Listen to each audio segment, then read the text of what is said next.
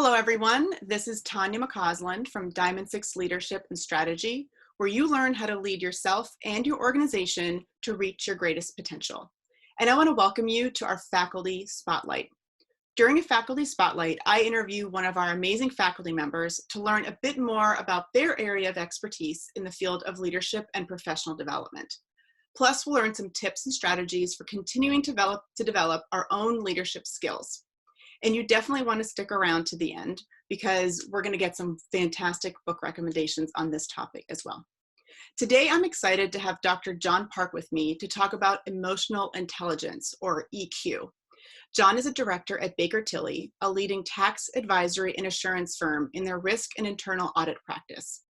Prior to joining Baker Tilly, John spent 25 years at Penn State as an assistant professor and associate director of the university's management development program.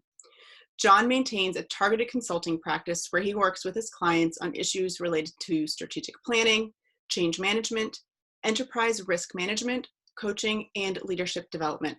He has multiple publications and regularly speaks at regional and national conferences. And of course, John also speaks regularly for Diamond Six, primarily on the topic we'll be discussing today, which is emotional intelligence. John, thank you so much for taking the time to be with me today. I really appreciate it. Oh, you're welcome, Tanya. It's always good to see you and to catch up. So emotional intelligence, or EQ, is a phrase we've been hearing more and more about over the last few years, particularly when it comes to leadership and in the business world. But there's a good chance we might not really understand what it is. What is emotional intelligence and why is it important? Tanya, there are many definitions of emotional intelligence. One I go back to on a consistent basis is by Daniel Goleman. And in his book, Emotional Intelligence, he defined emotional intelligence as the capacity for recognizing our own feelings and those of others, for motivating ourselves, for managing emotions well in ourselves and in our relationships. And in it, he really emphasized that our IQ and our technical competencies, they get us into the game. But if we want to perform at a high level as a leader in organizations, then we really need to build our emotional intelligence. And for me, when I step back and think about it a little bit, it's really the ability to understand and manage our own emotions and being able to recognize, and I emphasize try to understand the emotions of others. Goleman and others have really broken it down into four key elements: self-awareness, self-management, social awareness, and as part of that, empathy, and finally, relationship management. And for me, the real foundation of emotional intelligence is building our self-awareness. And if we don't start there, if we don't take the time to really understand our own strengths and weaknesses, it really limits our effectiveness as a leader. And then once we begin to build on that self-awareness, we really move into self-management. And for me, it's one thing to understand ourselves, to recognize our weaknesses. But if we aren't able to do something about them, if we don't focus on them, if we don't improve them, then it's really almost worthless. From there, a lot of it focuses on understanding the environment that we're operating in. All of us are familiar with the term empathy, but really being able to be empathetic, to slow down, to take the time to look at things through the lens of other people, that's when we're really beginning to move into a higher level of emotional intelligence.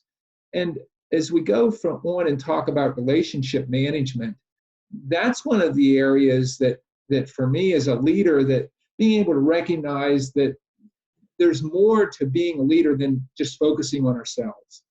It's really looking at the situation, looking at the environment, and being able to match our behaviors to that situation. As I learned about emotional intelligence and began to understand how important it was to my growth as a leader, I really started to step back and look at the relationships that I had, both at home and at work. I grew up playing sports and being very competitive. And sometimes that's been a real strength of mine, but other times it's held me back. And as I built my emotional intelligence, I really focused on recognizing at times winning isn't everything, and being able to recognize that sometimes the relationship is more important than being right or winning in that event. It really hit home to me raising my kids and growing up. And we know that, you don't want to let your kids win at everything, but yet at other times we do want to challenge them and push them. But yet trying to find that right balance is critical. We're fortunate now, we have 2 grandsons, and my kids say I'm a lot easier and a lot more mellow with those grandsons than I was with them, as far as the expectations I had for them and where we had for them. And so again, your Jeff can probably relate to that a little bit. But Certainly. I think when you step back and think about emotional intelligence, it's really all about slowing down and beginning to understand what drives us, what really is at the root of how we react in our day-to-day situations. So that's a kind of a high-level look at emotional intelligence. Yeah. And I think you touched on a couple of really interesting things. One being that, we're talking about it today from a little bit of a business perspective, but I really appreciate that you brought in the personal side as well, that this can benefit us personally and professionally. So I think to me, that makes it even more appealing, is to really focus on developing our emotional intelligence, because it's not just going to benefit me at work, but it can benefit me in my personal life and in my, anywhere from my marriage to the relationship with my kids, right? So I think that's a really powerful way to look at it. The other thing I know you and I have talked about briefly is that emotional intelligence, I think now, is certainly gaining more and more interest, but it can still sometimes have a little bit of like a soft woo-woo factor. I think sometimes people think that it sort of has that. So tell us a little bit about how can emotional intelligence help leaders? It's not just a woo-woo factor. There is more to it than that. So how can it help leaders?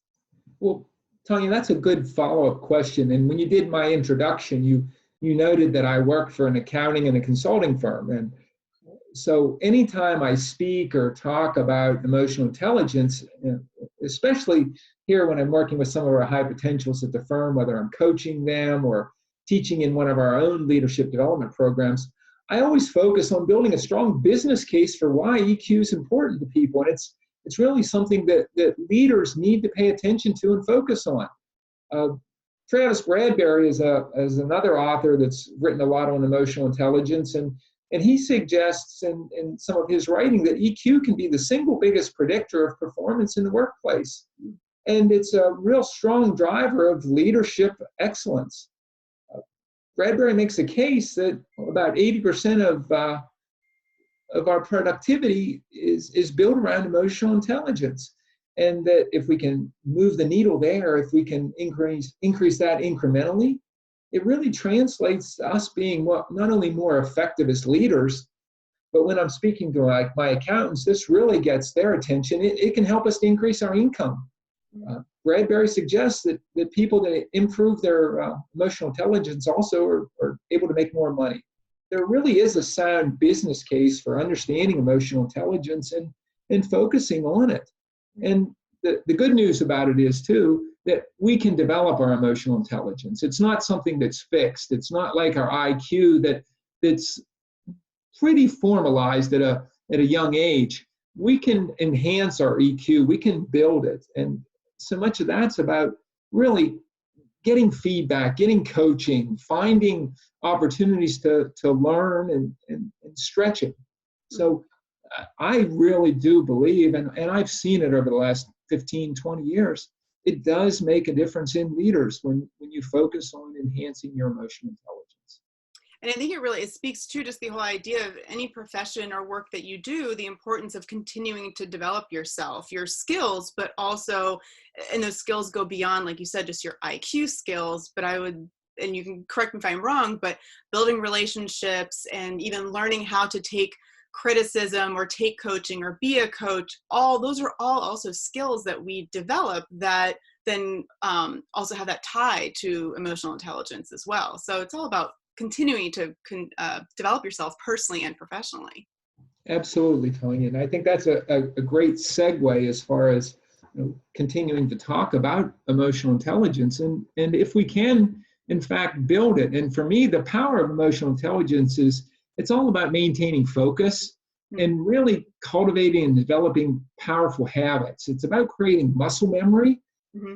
And really, when you look at great leaders, they have that self-awareness, but they also are able to manage their emotions. When you look at how the brain works, the emotional side of it, that's where typically things hit us first, and then that rational side kicks in second. As we gain and develop our emotional intelligence, the more we can recognize that, the more we can control that, it really can be a pathway for improved success. Mm-hmm. And really, emotional intelligence can grow and be grown when you're motivated to get better, when you're engaged, when you want to improve. Goleman, in some of his research and pulling together the work of other research on emotional development, has created a set of 12 competencies. Mm-hmm. And they really build on some of the things that you just kind of talked about as we segued into this piece. How achievement-oriented are you? Are you empathetic? Can you influence other people? Can you function in a team? Can you inspire others? All of those are leadership competencies that Goleman's focused on in his work. And when you step back and look at successful leaders, those are competencies that are really critical in leadership. Mm-hmm. And the thing about it is, and I truly do believe this, that if we can identify those areas that we want to grow in, and we focus on them, and we get coaching, and we read, we learn, that we can move the needle there. And a big piece of this, and this is something that your dad and I have spoken about often, is how do you find a truth teller? Mm-hmm. Someone that's willing to look you in the eye and say, hey, are you sure you want to do that? Mm-hmm. Or, I think that might be a bad decision. You might want to rethink that. And for each of us, if we can find someone like that, whether it's a mentor or a coach, I think that's a real piece of driving emotional intelligence. Mm-hmm. And for those of us that are lucky enough to have access to a coach, that can be a real game changer. Coaches can challenge us, they can give us very specific feedback, and they can really help to push us outside of our comfort zone. And for me, when it comes to building emotional intelligence, that's one of the big pieces, is really being able to get outside of your comfort zone a little bit, to challenge yourself, to try some new behaviors, and to recognize sometimes you hit a bump in the road. And again, when you look at those competencies that Goleman talks about, one of them is focused on resilience and how we recover when we are faced with challenging situations. So for me, it's a very growable type skill and competency. Mm-hmm. But really, when you step back and look at it again, it's all about wanting to change behaviors, being able to get feedback, being able to set goals, and then keep pushing forward. And again, acknowledging that we won't always be successful. Mm-hmm. And at times we may get, we may struggle a bit. Right. But right. When your emotional intelligence is growing, you come out the other side a better person, a better leader. Yeah. I really appreciate some of the things that you pointed out there. One, the first one being really the desire to develop your emotional intelligence. You just, as with so many things, right? But just the awareness of, I actually have to have the desire to do this for myself, and then it will take time. And the other piece that I really appreciated that you just said was that you don't always have to go it alone. Like you have a coach or a mentor or like you said, a truth teller in your corner that can also help you raise your awareness, I would say, and do some of those other or help you develop some of those other competencies that you talked about, that Goleman talks about, so that it's not just about you isolated, reading a lot of books and whatnot, but having some people that that you can turn to are also really kind of tools in your emotional intelligence development toolbox, I guess, so to speak. So I really appreciate that you point out those things in particular. No, I think that's good insight, Tanya. Mhm. And I think that as you focus on, one of the biggest things also is not trying to do too much. Right. Trying to identify 2 or 3 key areas that you want to focus on, incrementally get better, and then not go into it with too high of expectations, but rather, I go back to, again, some of my sports analogies, and keep it simple. Be realistic, set some goals, and then incrementally get better over a period of months or years, and continue that learning journey. Right. And like you said, and know that every once in a while, you're gonna have some missteps along the way, and that's just life, right? Absolutely. So I want to talk about one sort of specific area that I think folks, again, be it personally or professionally, we encounter on a regular basis when we're dealing with relationships, and that is how to resolve conflict. Can you give us some thoughts and some strategies on how to tap into our emotional intelligence to help us resolve conflict? Absolutely, Tanya. And this is another good question. And I believe when you think about emotional intelligence in the context of conflict and learning how to manage it and control it, that it starts with self-awareness. Mm-hmm. And beginning to understand that we all really have a preferred style for dealing with conflict, whether it's competing or avoiding it, or really focusing on collaborating and trying to find win-wins.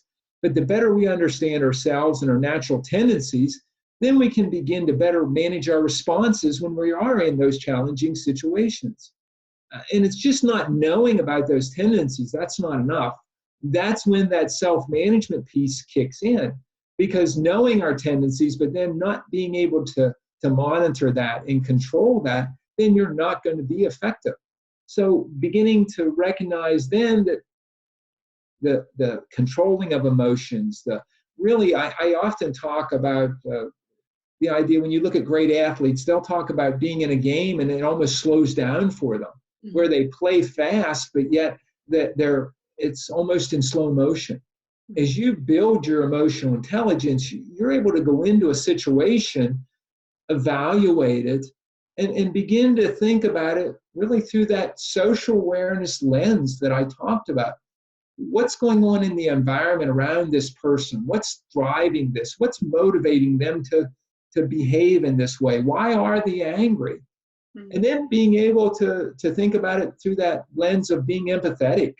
Mm-hmm. And empathy is one of those words that people use a lot, but truly to step back and be able to process things and try to understand why someone's reacting in a certain way. If you can connect with them on that level and really begin to listen to them and understand them, then many times you can get to the root cause of that conflict and be able to develop some type of a solution that may be a win-win. Mm-hmm. And I'm not suggesting that there aren't times when we do need to be competitive. There may be times when we need to really put a stake in the ground and resolve a conflict in that way. But if we can work through it in a positive and a professional manner, I think that leaves a relationship, and that's really that last piece, is the value of the relationship. And if a relationship is really important, then that can influence how you manage that conflict situation. If you're in a situation where it's a once and done and you may never see that person again, well, that may suggest to you that you handle that situation in one way. Mm-hmm. But if that relationship's really important, and you talked about emotional intelligence at home or in our families, when that relationship is really important, then that's when the self-awareness and the self-management can be a game changer. Being able to recognize that, hey, I don't have to be right all the time. Mm-hmm. And for those of us, as I shared one of my dirty little secrets, that I am competitive, but for those of us that are very competitive, sometimes it's okay not to be right. That's emotional intelligence, beginning to learn that and understand that. And as you kind of begin to look at situations and think about how do I maintain a positive relationship, sometimes we do need to compromise. Sometimes the ideal situation, it may not just be possible for us. Emotional intelligence helps us to recognize that, helps us to see that. So emotional intelligence, it definitely comes into play when you're trying to work through a conflict.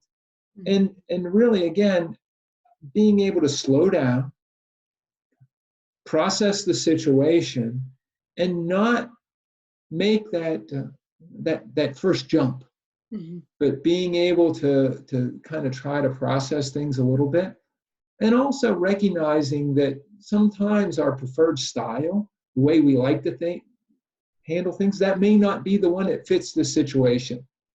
So and I like quotes a lot, and one of my favorite quotes is by Thomas Jefferson. I'm a great believer in luck. The harder I work, the more luck I have. Well, if you want to resolve conflict, a lot of it's about just hard work. It's sometimes you can be lucky, but a lot of it is about practicing good listening skills, being empathetic, being able to step back and try and look at things through and understand why something is so important to someone else. Those are emotional intelligence skills that can really help you to better resolve conflict. And I think the piece that you talked about, this self-awareness piece of slowing down and not jumping into some sort of either conclusion or assumption or being the problem solver, I think is incredibly important for people in leadership positions, especially because I think as leaders, no matter, depending on where you sort of fall on that spectrum of responsibility, but if you are in some sort of a leadership role, I think often we feel like we have to be the problem solvers. We need to jump in right away. If there's a conflict or an issue, I'm the one responsible to leap in there and I got to solve it all right now. And I think what we've been talking about, especially the piece you just mentioned about slowing down and not jumping in, I think can almost be a relief to leaders or anyone in that sort of position to say, you know what, I don't necessarily have to leap in here and solve it right this second. I can sort of slow down, sort of, observe the situation, come at someone with empathy, have some awareness, and take it piece by piece instead of leaping in and being the immediate problem solver. I could see that as being almost a little bit of like breathe a sigh of relief, everybody. You don't have to solve every problem right away. If that's, that's speaking to what you're talking about.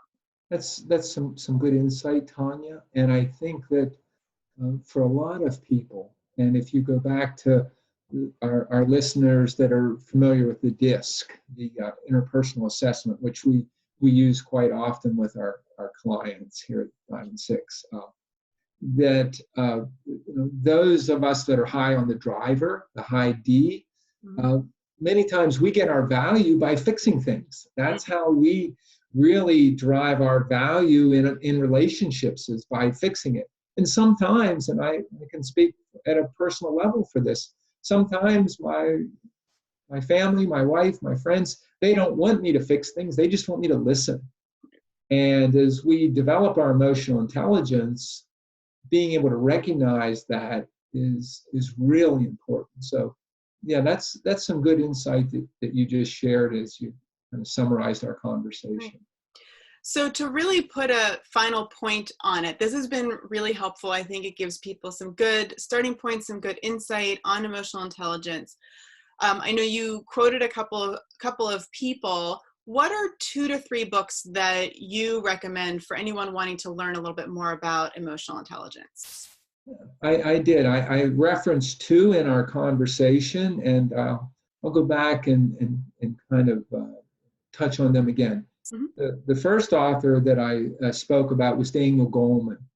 And really, in the mid-late 90s, Goleman first authored a book titled Emotional Intelligence. And really, others had written books before that on emotional intelligence, but that one really resonated with people. And he's gone on to update it several times, but it really does do a nice job of defining emotional intelligence, of helping to connect it to our everyday lives. While I was at Penn State, I had the opportunity to go through a development program focused on improving my own emotional intelligence. And as part of that, we read Goleman's book, and then I went through his 360.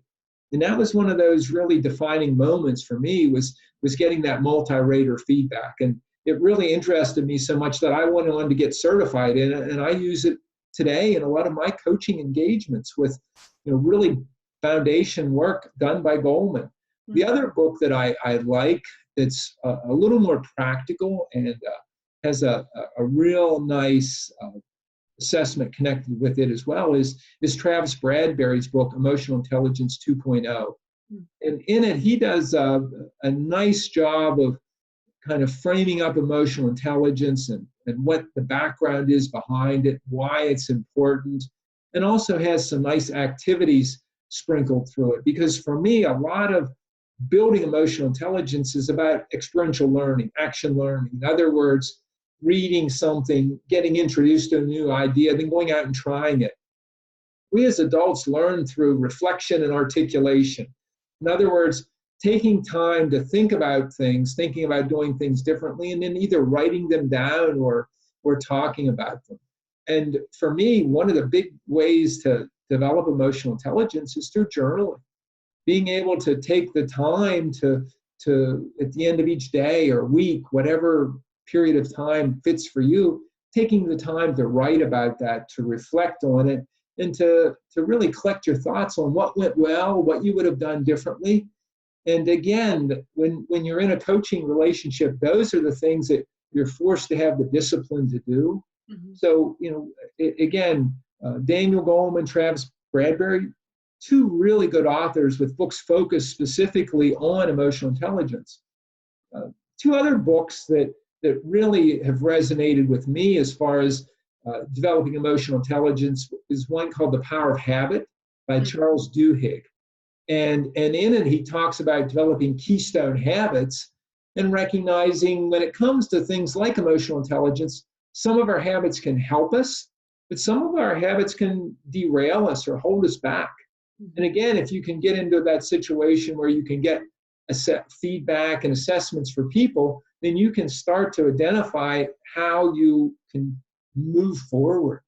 The last book, and my wife just got it for me at Christmas time, and I just finished reading it about 2 weeks ago and passed it on to one of our kids. It was the book called Grit by Angela Duckworth. Oh, she's good. and in it, she talks about how we can build that grit and the importance of perseverance and passion. And really, when you think about building your emotional intelligence, a lot of it is all about resilience and grit. Sometimes they say steel sharpens steel. Mm-hmm. And as I said earlier on, if you expect to face some challenges, and as you try to build your emotional intelligence, you will hit some bumps in the road. How you learn from them, how you recover from them and stay positive, I think those become game changers. So, for me, as far as how you build emotional intelligence, how you move forward, a lot of it is beginning to understand yourself, recognize, what are some of those situations where I can get angry or I can get my buttons pushed, and beginning to get ahead of that. And then the second thing of it is beginning to develop new ways to handle situations. And to do that, you need to practice it. You need to practice it in different environments, whether it's being a better listener or being willing to not just avoid conflict, but to find ways to deal with it. And then I think the other two key pieces become getting that truth teller, someone that gives you feedback, and being able to process that feedback and recognize it. And my last piece of advice for people would be to take that time to do that journaling, to take that time to process and think about what you learned and how you continue to do things differently. So those would be kind of some final comments and takeaways from my standpoint. Right. I think that's great. I think that's fantastic. Also, the books that you gave us, I kind of think of, you gave us two really good introductory ones. You gave us one talks about habits, you know, and how they can sort of make and break us, which is certainly a piece of emotional intelligence. And the last one is, like we talked about earlier, when you do stumble, which you will, you need to have maybe a little bit of grit and resilience in your corner to kind of pick you back up and get you back on the right track. So I love that those books that you picked, I think they sort of touch well on all the different areas. So John, I want to thank you so much for this. We'll be sure to link to these books in the recording for this video so people can find them easily and hopefully check them out. Do you have any final thoughts for us before we wrap it up? No, I think really not making too much of this, keeping it simple, being able to focus on some tangible new skills and practicing them. Right. I think those are some final thoughts as far as emotional intelligence. And again, continuing to recognize that it's not a sprint, it's a marathon. And that you change behaviors through repetitive behavior. You change behaviors by getting feedback and looking for small victories and not beating ourselves up when we do hit those bumps in the road, but continuing to kind of keep our eyes focused on getting better and being a better leader. Right. So that's what it's all about. Well, John, I think you gave us some really wonderful insights on emotional intelligence and how it can help us be better leaders. I really appreciate you joining me for this Faculty Spotlight today. Thank you so much. Oh, you're very welcome, Tanya.